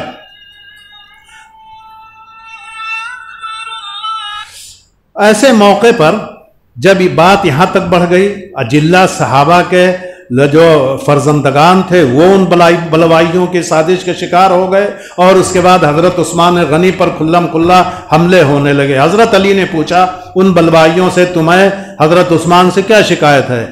تو انہوں نے کچھ شکایات گنائیں، کہا انہوں نے بیت المال میں تصرف کیا ہے اور بیت المال کے مال کو اپنے خاندان کے لوگوں میں تقسیم کیا ہے، ایک الزام۔ دوسرا، جو عہدے اور مناصب ہیں انہوں نے چن چن کر کے اپنے خاندان کے لوگوں کو سونپ دیا ہے اور علاقوں کے گورنر بنا دیے ہیں۔ اس کے بعد انہوں نے ایک الزام یہ لگایا کہ یہاں کی جو سرکاری چراگاہ ہے اس میں عام لوگوں کے اونٹوں اور جانوروں کو، گھوڑوں کو چرنے سے حضرت عثمان نے منع کر دیا ہے، اور اس کے بعد جو ہے اس کو اپنے حق میں لے لیا ہے۔ اس کے بعد انہوں نے قرآن کے ایک قرآن کو چھوڑ کر کے باقی قرآن کے نسخوں کو جلا دیا ہے۔ اسی طرح سے ایک الزام یہ لگایا جو بالکل ذاتی نوعیت کا تھا کہ یہ مکہ جب گئے حج کے موقع پر تو انہوں نے مکے میں قصر نہیں کیا، نمازیں پوری پڑھی۔ اب دیکھیے ان الزامات کی کیا حقیقت ہے، میں ایک ایک کر کے بتاتا ہوں۔ حضرت پہلا الزام کہ انہوں نے بیت المال میں تصرف کیا اور اپنے خاندان کے لوگوں کو بیجا بیت المال سے بڑی بڑی رقمیں دیں، اس کی حقیقت صرف اتنی ہے کہ حضرت عثمان نے کہا کہ میں نے یقیناً اپنے خاندان کے لوگوں کو، اپنے خاندان کے غربا و مساکین کی میں سرپرستی کرتا ہوں، یقیناً میں نے دیا ہے مال، لیکن اپنے ذاتی مال سے دیا ہے، اپنی ذاتی کمائی سے دیا ہے، بیت المال میں ایک پیسے کا تصرف نہیں کیا ہے۔ میں اپنا مال جس کو چاہوں دوں، تم کو کیا اس پہ اعتراض ہو سکتا ہے؟ ایک بات بتاؤں، ابھی میں نے بتایا کہ 700 اونٹ جیش اسرا کے موقع پر، غزوہ تبوک کے موقع پر حضرت عثمان نے دیے تھے، ان کے پاس 700 اونٹ تب تو دیے نا، اور ہزاروں اونٹ، 5000 زرخرید غلام ان کے تھے جو ان کا کاروبار سنبھالتے تھے۔ حضرت عثمان کے مینیجر اور ان کے کاروبار کو سنبھالنے والے غلاموں کی تعداد 5000 تھی، اور وہ ہر ہفتے ایک غلام آزاد کرتے تھے۔ جب ان کی وفات ہوئی، ان کے پاس صرف 2 اونٹ بچے تھے، اور انہوں نے کہا میں نے 2 اونٹ صرف اس لیے بچا رکھے ہیں کہ ان پر میں سفر حج کرنا چاہتا ہوں آخری وقت میں، تو 2 اونٹ ہیں۔ سارا مال کہاں گیا؟ وہ انہوں نے اپنے اسلام کے دین کی خدمت میں اپنا مال صرف کیا، اور اپنے اعزا و اقربا کو، اپنے خاندان کے لوگوں میں سے غربا و مساکین کو اپنا مال دیا، بیت المال کا مال نہیں دیا۔ مولانا مودودی علیہ الرحمٰن نے بھی اس بات کو بڑے زور شور سے اٹھایا ہے کہ حضرت عثمان کے خلاف، یعنی انہوں نے صاف صاف لکھا ہے کہ خلافت سے ملوکیت کی طرف جو ابتدا ہوئی ہے وہ عثمان غنی رضی اللہ عنہ نے کی ہے۔ انہوں نے کہا خلافت خلفائے راشدین یا حضرت عمر، حضرت ابوبکر کی پالیسی کو انہوں نے بدل دیا، اور اس کے بعد یہ سارے اونچے عہدے، سارے گورنر، پورے افریقہ سے لے کر ایشیا تک کے سارے گورنر انہوں نے اپنے خاندان کے لوگوں کو بنا دیا۔ ایک دم جھوٹ ہے، غلط ہے، تاریخی اعتبار سے یہ غلط ہے، کوئی حقیقت نہیں۔ اس وقت 22 صوبے تھے، میں آپ کی معلومات کے لیے بتاتا ہوں کہ اس وقت 22 صوبے تھے، صرف 3 صوبوں میں حضرت عثمان غنی رضی اللہ عنہ کے رشتہ دار یا ان کے خاندان کے لوگ تھے، باقی 19 صوبوں میں چوتھے حضرت امیر معاویہ تھے، ان کو لے کر کے 4 آپ سمجھ سکتے ہیں، لیکن ان کو تو حضرت امیر المومنین عمر فاروق نے شام کی گورنری کا عہدہ دیا تھا، باقی 3 کو حضرت عثمان نے دیا۔ اور یہ تینوں بھی ایسے تھے جن کو رسول اللہ صلی اللہ علیہ وسلم نے اپنی زندگی میں عہدے دیے تھے، ذمہ داریاں سونپی تھیں، امال بنایا تھا۔ حضرت ابوبکر صدیق نے ان کو ذمہ داریاں سونپی تھی، حضرت عمر فاروق نے ذمہ داریاں سونپی تھی، تو حضرت عثمان نے اگر ان کو اہل سمجھ کر کے یہ ذمہ داری دے دی، غلط کیا۔ لیکن مولانا مودودی جیسے مورخین نے اس بات کو لکھا کہ یہ بہت بڑی پالیسی تھی خلافت و ملوکیت کا، جملہ اٹھا کر کے دیکھ لیجئے کہ یہ کیسے ممکن ہے کہ افریقہ سے لے کر ایشیا تک اور پورے اسلامی ممالک کے جتنے صوبے ہیں سب پہ اپنے رشتہ داروں کو بٹھا دیا۔ یہ بات تاریخی اعتبار سے بالکل غلط ہے۔ اس کی بات ختم ہو گئی۔ یہ جو الزام تھا کہ آپ نے مکے میں آ کر کے نمازیں پوری پڑھی، کیا کوئی اتنا بڑا الزام تھا کہ جس سے کسی خلیفہ کو معزول کر دیا جائے؟ یہ ان کا ذاتی اجتہاد تھا، لیکن کیا اجتہاد تھا؟ بالکل صحیح کیا انہوں نے، مکے میں پوری نماز اس لیے پڑھی۔ اس کا جواب دیا انہوں نے، میں نے کہا مکے میں میں نے قصر اس لیے نہیں کیا کیونکہ مکے میں میرا ذاتی گھر ہے اور مکے میں میرے اہل و عیال موجود ہیں، تو جب میں حج کے لیے مکہ آیا تو اس کا مطلب میں اپنے گھر پہ آیا، جب میں اپنے گھر پہ آیا تو نمازیں پوری پڑھوں گا، نمازیں میں نے پوری پڑھی۔ اور جہاں تک چراگاہ کا معاملہ ہے، وہ مسلمانوں کی چراگاہ، بیت المال کی چراگاہ ہے، میں نے اس کو اپنے لیے نہیں، صدقات کے اونٹوں کو، صدقات کے گھوڑوں کے چرنے کے لیے خاص کر دیا، بیت المال کے جانوروں کے چرنے کے لیے خاص کر دیا، عام لوگوں کے اونٹوں اور گھوڑوں کے لیے اس میں پابندی لگا لی، کیونکہ یہ بیت المال کی ملکیت ہے۔ میں نے اپنے لیے نہیں اس کو خاص کیا، کیونکہ میرے پاس تو اب ہی نہیں کچھ، میرے پاس تو 2 اونٹنیاں ہیں، اس کے لیے مجھے اتنے بڑے چراگاہ کی کیا ضرورت ہے؟ تو میں نے بیت المال کے مال کو، بیت المال کی ملکیت کو، بیت المال کے چراگاہ کو بیت المال کی ضروریات کے لیے روکا۔ سارے سوالوں کا بہت ہی تسلی بخش جواب دیا، لیکن ان کو جواب تو چاہیے نہیں تھا، ان کو تو بلوا کرنا تھا، ان کو فتنہ و فساد برپا کرنا تھا، ان کو اسلام کا تختہ الٹنا تھا اور ان کو اسلام کے بڑھتے ہوئے قدموں کو روکنا تھا۔ وہ اسلام کے دشمن تھے، وہ تو تھے، لیکن آج اگر کوئی ہم میں سے کوئی اٹھتا ہے، کوئی اہل سنت والجماعت میں سے اٹھتا ہے اور انہی بلوائیوں کی زبان بولنے لگتا ہے تو باقی اہل سنت والجماعت کو کیا اس سے تکلیف نہیں ہوگی؟ تو ہوئی تکلیف، اور خلافت و ملوکیت کا جواب لوگوں نے لکھا، علماء دین نے جواب دیا، اس طرح کی باتیں۔ تو بہرحال میں موضوع سے ہٹنا نہیں چاہتا ہوں، وہ لوگ وہاں سے چلے گئے، اور اس کے بعد ایک شکایت ان کو یہ تھی، اس بات کو ذرا غور سے سن لیجئے، ایک شکایت ان کو یہ تھی کہ جو مصر کے جو گورنر ہیں عبداللہ بن ابی سرح، وہ موضوع نہیں ہے، مناسب نہیں ہے، انہوں نے ظلم کیا ہے، یہ ہے وہ ہے۔ تو حضرت عثمان نے کہا ٹھیک ہے، اگر آپ لوگ مصر کے لوگ ان کو نہیں پسند کرتے ہیں تو میں ان کو معزول کر دیتا ہوں، کسی کا نام بتائیے، ان کی جگہ پر میں ان کو گورنری کا پروانہ لکھ کر کے دے دیتا ہوں، اور اس کے بعد میں ان کو وہاں کا گورنر بناتا ہوں۔ تو ان لوگوں نے کہا محمد بن ابو بکر کو وہاں کا گورنر بنا دیجئے، ہم لوگ ان سے راضی ہیں۔ انہوں نے خط لکھا فوراً گورنر کے نام کہ تم کو معزول کیا جاتا ہے، اور تمہاری جگہ پر محمد بن ابو بکر مصر کے گورنر ہوں گے۔ اتنے زیادہ سیدھے آدمی، اتنے زیادہ صفائی پسند آدمی، اتنے زیادہ صلح جو آدمی، اتنے زیادہ صبر و تحمل والے آدمی، کیا کسی دوسرے کی مثال مل سکتی ہے؟ انہوں نے ان کو معزولی کا اور ان کا۔ اب ایک افسانہ شاید آپ لوگوں نے سنا ہوگا کہ کچھ ہی دن کے بعد، حقیقت ہے یہ افسانہ نہیں ہے، کچھ ہی دن کے بعد پھر دیکھا کہ ایک فوج لے کر کے، ایک فوج کی شکل بنا کر کے، اور لوگ پھر مدینے میں گھس آئے۔ مدینے میں گھس آئے تو حضرت علی وغیرہ نے پھر پوچھا کہ اب کیا بات ہوئی؟ عثمان نے تو تمہاری باتیں، خلیفۃ المسلمین نے تو تمہارے مطالبے کو منظور کر لیا، اور خلافت جو ہے وہ گورنری کا عہدہ کسی دوسرے کو دے دیا ہے، محمد بن ابو بکر کو دے دیا ہے، تو پھر اب کس لیے آئے ہو؟ تو کہا نہیں، ہمارے ساتھ بہت بڑی سازش ہوئی ہے۔ کہا کیا؟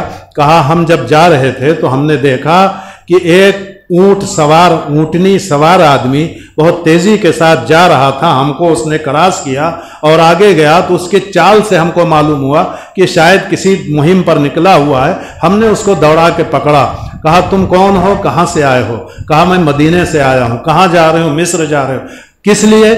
تو کہا میں مصر کے گورنر کے نام ایک خط لے کر کے آیا ہوں، تو مصر کے گورنر کے پاس میں جا رہا ہوں۔ تو کہا مصر کے گورنر یہ ہیں محمد بن ابو بکر، آج سے مصر کے گورنر یہ ہیں۔ کہا نہیں، یہ نہیں ہے، مصر کے گورنر کے پاس میں جا رہا ہوں۔ تلاشی لی گئی تو اس کے پاس، اس کے مشک میں، سوکھے مشک میں ایک خط نکلا۔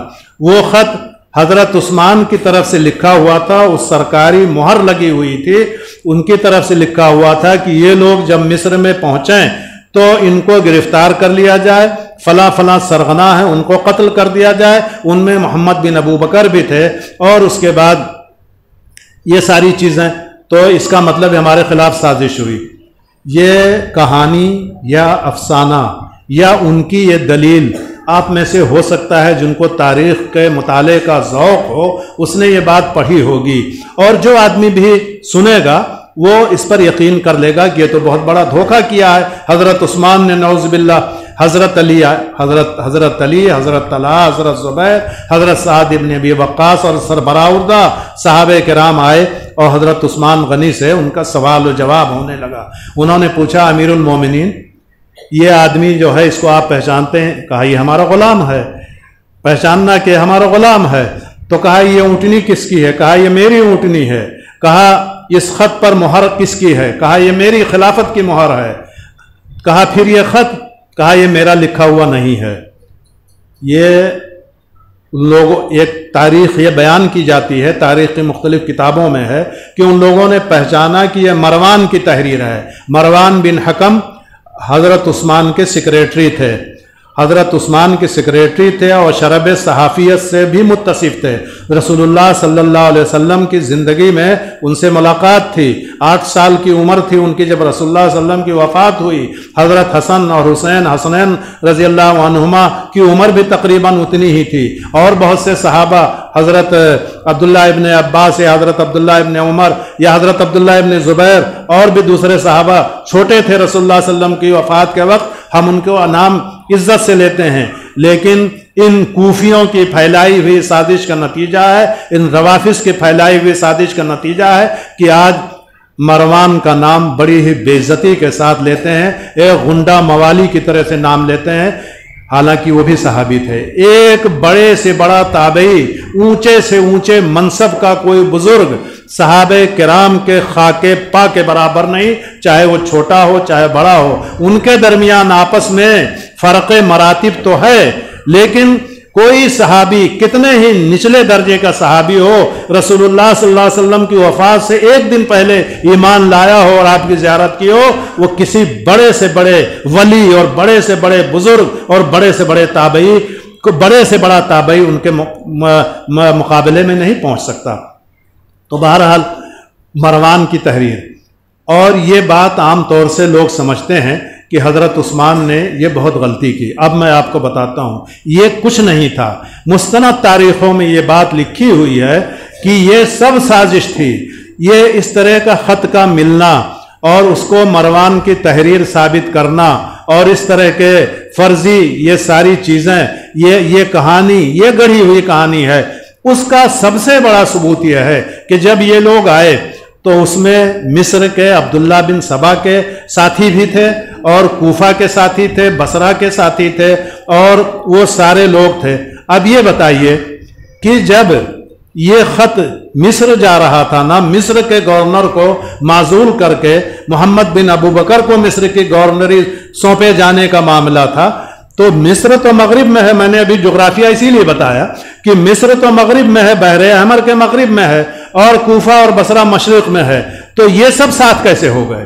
یہ کوفی اور بصری لوگ کیسے اس قافلے کے ساتھ آ گئے؟ اگر یہ مصر جانے والے قافلے میں پکڑا گیا تھا تو یہ لوگ کیسے ساتھ؟ یہ جھوٹ ثابت ہوا۔ حضرت عثمان غنی نے ان کی ساری شکایتوں کا ازالہ کیا اور اس کے بعد اپنے فضائل و مناقب کو بھی بیان کیا۔ کہا مجھے اللہ کے پاس میری 10 فضیلتیں بطور امانت کے جمع ہیں۔ ایک تو یہ کہ میں چوتھا مسلمان ہوں۔ جب رسول اللہ صلی اللہ علیہ وسلم نے اسلام کی دعوت پیش کی تو چوتھے نمبر پر میں نے اسلام قبول کیا۔ اس کے بعد رسول اللہ صلی اللہ علیہ وسلم نے اپنی بیٹی میرے عقد میں دی، پھر اس کے بعد ان کی وفات ہوئی، دوسری بیٹی میرے عقد میں دی۔ میں نے اپنی زندگی میں کبھی گانا نہیں گایا، میں نے کبھی شراب کو ہاتھ نہیں لگایا۔ زمانے جاہلیت میں جب شراب عام تھی تب بھی میں نے شراب کو ہاتھ نہیں لگایا۔ میں نے زندگی میں زنا نہیں کیا اور کبھی بدکاری کا ارادہ نہیں کیا۔ میں نے رقص و موسیقی کی محفل میں کبھی شرکت نہیں کی۔ میں نے اپنی زندگی میں کبھی گانا نہیں گایا، اور اس طرح کے اپنے 10 مناقب کو گنائے۔ اب اس کے بعد وہ لوگ جب محل کو گھیر کر کے کھڑے ہو گئے، ان کے محل سرا کو جب انہوں نے گھیر لیا تو چھت پر چڑھے اور کہا یہ بتاؤ کیا اس میں علی موجود ہیں؟ تو ایک سوال ان لوگوں سے کیا کہ میں اتمام حجت کے لیے اپنی بات لوگوں کے سامنے رکھتا ہوں۔ انہوں نے یہ کہا ابھی جو میں بتا چکا ہوں، یہ بتاؤ کہ مسجد نبوی جب تنگ ہو رہی تھی تو اس کی زمین کس نے خرید کر مسجد کے لیے وقف کیا؟ لوگوں نے اعتراف کیا، کہا آپ نے خرید کر وقف کیا۔ کہا جب کنویں کا پانی نہیں مل رہا تھا اور سارے انصار و مہاجرین پانی کی وجہ سے تڑپ رہے تھے تو کس نے یہودی سے کنواں خرید کر کے مسلمانوں کے لیے وقف کیا؟ کہا وہ آپ تھے، آپ نے وقف کیا۔ کہا جیش اسرا کا سامان سب سے زیادہ کس نے تیار کیا؟ کہا وہ آپ تھے۔ تو کہا جو مسجد کی زمین میں نے خرید کر کے دی، آج افسوس کہ اس مسجد میں مجھے تم لوگ نماز نہیں پڑھنے دے رہے ہو۔ جس کنویں کا پانی میں نے وقف کیا اس کنویں کا پانی مجھے نہیں پینے دے رہے ہو۔ 40 دن تک محاصرہ جاری رہا، اور اس کے بعد اب یہ بڑی مظلومانہ شہادت کا واقعہ ہے، رونگٹے کھڑے ہو جاتے ہیں۔ خلیفہ وقت ہے، ان کے ہاتھ میں 22 सूबे हैं, उनके हाथ में लाखों की फौजें हैं, उनके एक इशारे पर लाखों आदमी गर्दन कटाने के लिए तैयार हैं, और उनके एक इशारे चश्मे अबरू पर सारे लोग उनके दिफा के लिए हाजिर हो सकते हैं। लेकिन इतने मजलूम खलीफा हजरत उस्मान गनी रजी अल्लाह अन्हु थे कि उनके घर का मुहासरा किया गया। 40 दिन तक उनको मस्जिद नबी में नमाज नहीं पढ़ने दिया गया। 40 दिन तक मुहासरा जारी रहा, पानी उनके ऊपर बंद कर दिया गया। और उसके बाद उम्मुल मोमिनीन हजरत उम्मे हबीबा जब पानी का एक मशक लेकर के जा रही थी, हजरत उस्मान गनी खड़े हुए और छत के ऊपर और कहा क्या मजमे में अली मौजूद हैं? लोगों ने कहा कि नहीं मौजूद हैं। कहा हजरत साद इब्न अबी वक्कास हैं या किसी और का नाम लिया, कहा वो भी नहीं है। कहा कोई अली तक मेरी ये बात पहुंचा दे कि मैं और मेरा खानदान, मेरे घराने के लोग कई कई दिन की प्यास से तड़प रहे हैं, हमको एक मशक पानी भिजवा दें। हजरत अली ने 2 मशक पानी बड़ी मुश्किल से भिजवाया, उन तक मेरा पैगाम पहुंचा दें। बड़ी मुश्किल से 2 मशक पानी पहुंचाया, और उसके बाद 40 दिन तक भूखे प्यासे किसी तरह से घर में जो कुछ रहा होगा कुछ दिन खाया पिया, उसके बाद एक एक दाना अनाज खत्म हो गया, पानी का एक एक कतरा खत्म हो गया। अफसाने और कहानियां बनाना बहुत आसान है, तारीख पढ़िए ना। यहां पर यह है कि 10 मुहर्रम को काफिला आया, और उसके बाद 11 बजे काफिला पहुंचा, 1 बजे जंग शुरू हुई, 1 घंटे में जंग खत्म हो गई, और 1400 साल से उसको गाते चले जा रहे हो। यहां हजरत उस्मान पर 40 दिन तक पानी बंद किया गया, 40 दिन तक उनको उस मस्जिद नबी में नमाज पढ़ने की इजाजत नहीं दी गई जिसका बड़ा हिस्सा उन्होंने अपने जेब खास से खरीद करके मस्जिद पर वक्फ किया था। उस कुएं का पानी बंद कर दिया जिसे उन्होंने सारे मुसलमानों के लिए वक्फ कर दिया था। इस तरह से उनके ऊपर जुल्म के पहाड़ तोड़े गए। बार बार उन्होंने कहा, लोगों ने उनके खिदमात का, उनके फजल शरफ का एतराफ किया, लेकिन फिर उसके बाद फिर भी अपने मुतालबे से पीछे नहीं हटे। यहां तक कि एक मलऊन ने कहा कि हम उस्मान की जान लिए बगैर नहीं रहेंगे। इस बात को हजरत उस्मान ने खुद सुना, छत पर खड़े हुए कहा, लोगों ये बताओ कि मुझे जो कत्ल करने की साजिश कर रहे हो, मुझे जो जान से मारना चाहते हो, इस्लाम में सिर्फ 3 जुर्म ऐसे हैं जिन पर किसी मुसलमान की जान ली जा सकती है। या तो उसने ज़िना किया हो, बदकारी की हो तो उसको संसार किया जाए, या तो इस्लाम में लाने के बाद वो मुर्तद हो गया हो तो उसको कत्ल किया जाए, या उसने किसी मुसलमान का नाजायज कत्ल किया हो तो उसके बदले में उसको कत्ल किया जाए। बताओ इन तीनों में से मैंने कौन सा जुर्म किया है कि मेरी जान लेना चाहते हो? सहाबे किराम, आप लोगों को थोड़ा सा मामला वाजे करने के लिए बताना चाहता हूं। सहाबे किराम की बड़ी तादाद मौजूद थी। हजरत अबू हुरैरा आए, कहा आप इन बागियों के खिलाफ, इन बलवाइयों के खिलाफ जिहाद का ऐलान कर दीजिए, लाखों मुसलमान तैयार हो जाएंगे। इनकी हैसियत क्या है, इनकी औकात क्या है? कहा हरगिज नहीं, मैं एक मुसलमान के खिलाफ, एक कलमा गो के खिलाफ जिहाद का ऐलान नहीं कर सकता। मैं वो पहला मुसलमान नहीं बनना चाहता कि जिसकी वजह से मुसलमानों की तलवार आपस में टकराए। मैं ऐसा नहीं, हरगिज नहीं होने दूंगा। दूसरे लोग आए, किसी ने कहा कि शाम में अमीर माविया 60,000 की फौज लेकर के तैयार बैठे हैं, आपका सिर्फ इशारा हो जाए तो 60,000 की फौज आकर के आपका दिफा करेगी और इन बलवाइयों को सबको तह तह कर देगी। कहा हरगिज नहीं। कुछ और लोग आए, कहा कि यहां पर सिर्फ आपके देवड़ी के अंदर 700 साहबा की तादाद मौजूद है, आप कहिए तो इन बलवाइयों के लिए यही काफी हैं। हजरत उस्मान ने कहा, मैं अपनी जात के लिए एक मुसलमान की तलवार दूसरे मुसलमान से टकराने की इजाजत नहीं दे सकता हूं। मैं रसूलुल्लाह सल्लल्लाहु अलैहि वसल्लम की उस वईद का मुस्तहिक नहीं बनना चाहता हूं कि जिसके मुताबिक जो मुसलमानों में खूंरेजी करेगा, जो मुसलमानों में जो एक दूसरे को लड़ाएगा या लड़ेगा, अल्लाह तबारक व तआला उसके लिए जहन्नम को मुकद्दर कर देगा। मैं इसका मुस्तहिक नहीं बनना चाहता। तो कुछ लोग और आए, उन्होंने कहा फिर हम आपको अगर लड़ना नहीं चाहते हैं, इनको मारना नहीं चाहते हैं, तो हम आपको एक राय देते हैं, या तो ये लोग महल को चारों तरफ से घेरे हुए हैं, या तो मेन दरवाजा तोड़ करके हम इसमें मदद करेंगे आपकी, तोड़ करके बाहर निकलिए और उसके बाद हम सब आपके साथ होंगे, किसी की हिम्मत नहीं कि आपके ऊपर खराश भी आ जाए, या फिर आप मक्के चले जाइए, या फिर मक्का नहीं जाना चाहते हैं कहीं और चले जाइए, आपका पूरी इस्लामी हुकूमत आपकी है, कहीं भी चले जाइए, सारे लोग आपकी हिफाजत के लिए तैयार हैं, आपके दिफा के लिए तैयार हैं। उन्होंने कहा मैं ऐसा नहीं कर सकता हूँ, मैं मस्जिद नबवी मदीनतुर रसूल में खुरेजी नहीं करना चाहता हूँ, मैं मक्का भी नहीं जाऊँगा कि वहाँ पर हरम में मैं खुरेजी नहीं चाहता हूँ, क्योंकि रसूलुल्लाह सल्लल्लाहु अलैहि वसल्लम ने कहा है कि मेरी उम्मत का जो आदमी मक्के में हरम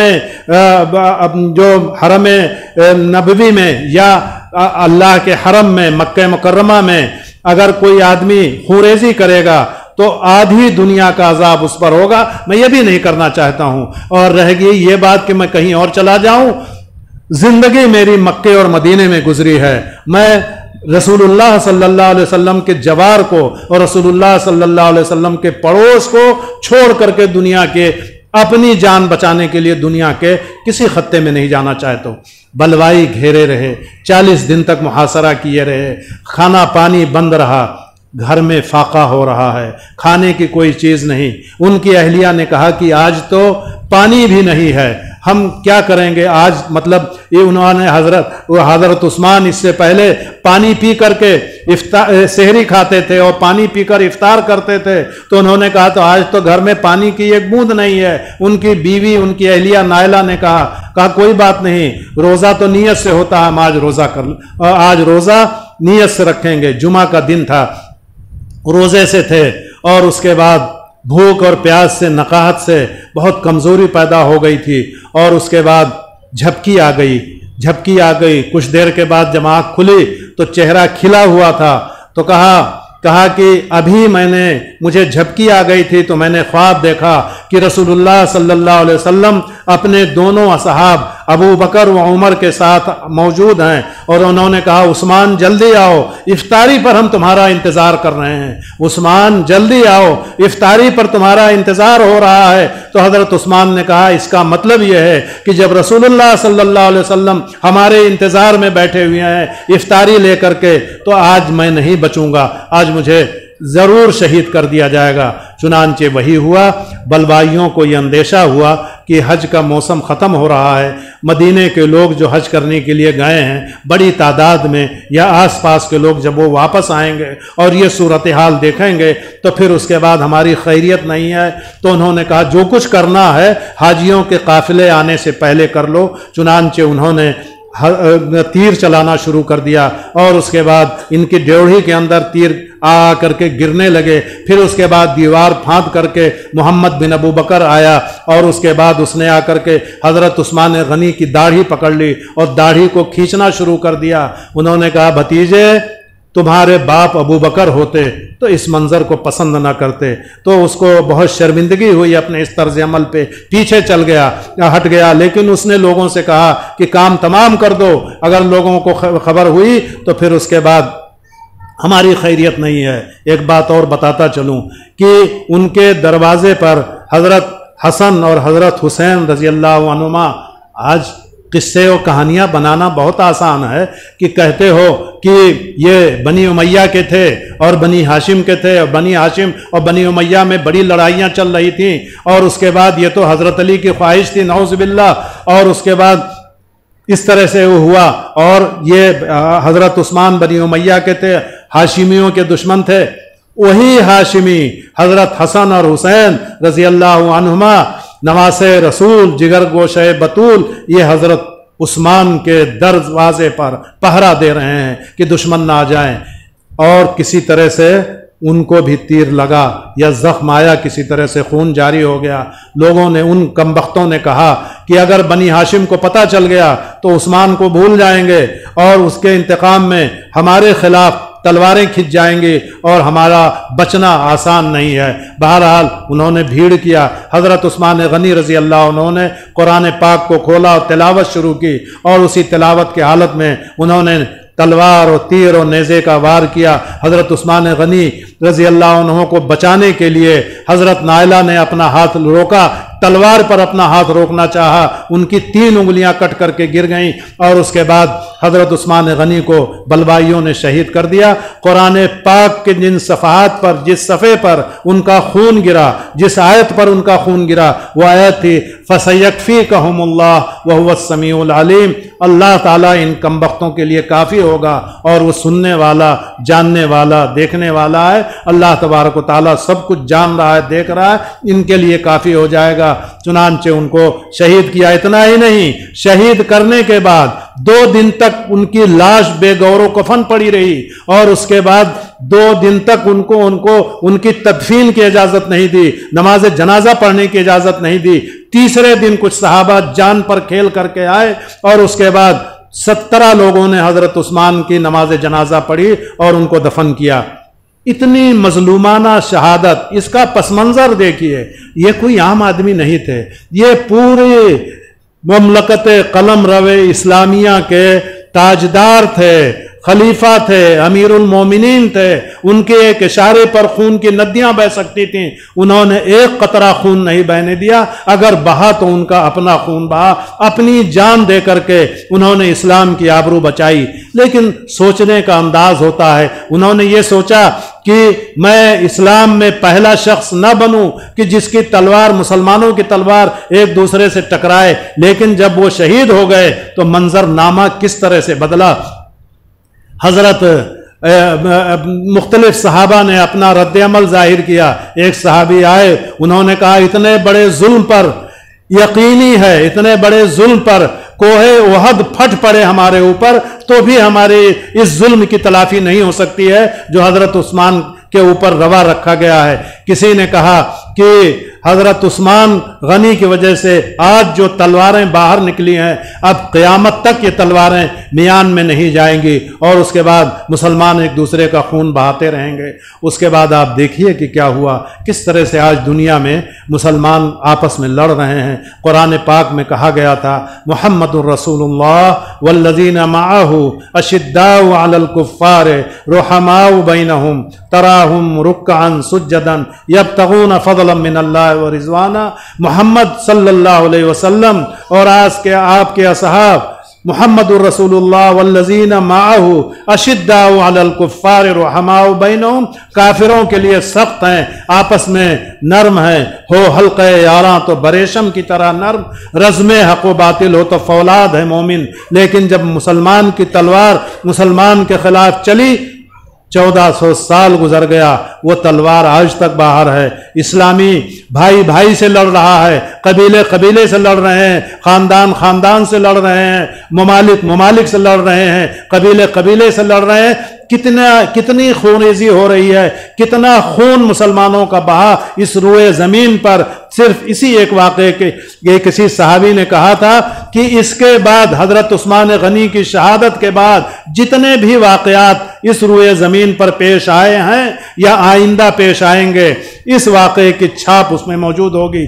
चुनांचे जो भी हुआ, जितने भी वाक़यात पेश आए, चाहे करबला के मैदान में हज़रत हुसैन रज़ी अल्लाह अन्हु की शहादत का वाक़या हो, चाहे उसके बाद दीगर तमाम वाक़यात हो, हरम के अंदर, खाने काबा के अंदर मिनजनीक के ज़रिए से हमला करने का वाक़या, हज्जाज बिन यूसुफ का मुसलमानों को कत्ल करने का वाक़या हो, जिसकी तलवार से 1,25,000 आदमी ज़माने अमन में उसके हुक्म से कत्ल किए गए। और इस तरह से चाहे उमवियों और हाशिमियों की लड़ाई हो, चाहे अब्बासियों और उमवियों की लड़ाई हो, और चाहे उसके बाद इस्लामी तारीख खोल करके देखिए कि मुसलमान किस तरह से शिया और सुन्नी की लड़ाई हो, किस तरह से मुसलमान लड़ते चले जा रहे हैं। लाखों करोड़ों की तादाद में मुसलमान इस दुनिया में मारे गए हैं, कत्ल किए गए हैं। इब्तिदा हजरत उस्मान गनी की शहादत से हुई है। यह वाक़या जो पेश आया है, फौरन का फौरन उसके बाद आप देख लीजिए जंग जमल हुई। हजरत तलहा और जुबैर, हजरत आयशा रज़ी अल्लाह अन्हुमा साथ में थे। हजरत अली से जंग हुई और जंग सिफ़ीन हजरत अली और हजरत माविया के दरमियान हुई। ایک روایت کے مطابق 70,000 مسلمان شہید ہوئے، جس میں بڑے بڑے اجلہ صحابہ بھی تھے۔ حضرت طلحہ و زبیر جنگ جمل میں شہید ہوئے، اس کے علاوہ جنگ صفین میں کتنے مسلمان اور صحابہ کرام شہید ہوئے۔ کافروں کے اندر یہ مجال نہیں تھی کہ اسلام کے اس روشن شمع کو گل کر سکے، لیکن مسلمانوں کی تلوار جب آپس میں ٹکرائی تو اس کا بڑھتا ہوا، اس کے بڑھتے ہوئے قدم، فتوحات کا بڑھتا ہوا دائرہ یہ رک گیا، سمٹ گیا، اور اس کے بعد مسلمان اس دنیا میں ذلیل و خوار ہوئے۔ اگرچہ اس کے بعد امویوں نے بھی، بنی امیہ کے لوگوں نے بھی اپنے 90 سالہ دور حکومت میں جاری رکھا، فتوحات کا دائرہ عباسیوں نے جاری رکھا، ہارون رشید نے جاری رکھا، یہاں تک کہ ہارون رشید بادل کے ایک ٹکڑے کو دیکھ کر کے کہتا تھا، اسلامی سلطنت اتنی وسیع ہو گئی تھی، امتری حیث الشیط فسیاتینی خراجک، اے بادل جہاں جی چاہے جا کر کے برسو، تمہاری بارش سے جو اناج اور غلہ پیدا ہوگا اس کا خراج ہمارے پاس آئے گا۔ وہاں ہارون رشید کی حکومت میں سورج نہیں غروب ہوتا تھا، یہ سب تھا، لیکن مسلمان آپس میں مختلف ادوار میں لڑتے چلے گئے۔ سب کے پیچھے حضرت عثمان کی شہادت کی چھاپ موجود ہے۔ اسی پر میں اپنی بات ختم کرتا ہوں۔ اللہ تبارک و تعالیٰ سے دعا ہے کہ ہمیں اپنے صحابہ کرام کے سیرتوں کو جاننے اور ان کا مطالعہ کرنے کی توفیق عطا فرمائے، اور شہادتوں کے ایسے دلگداز واقعے سے سبق اور عبرت حاصل کرنے کی توفیق عطا فرمائے۔ وآخر دعوانا ان الحمد للہ رب العالمین۔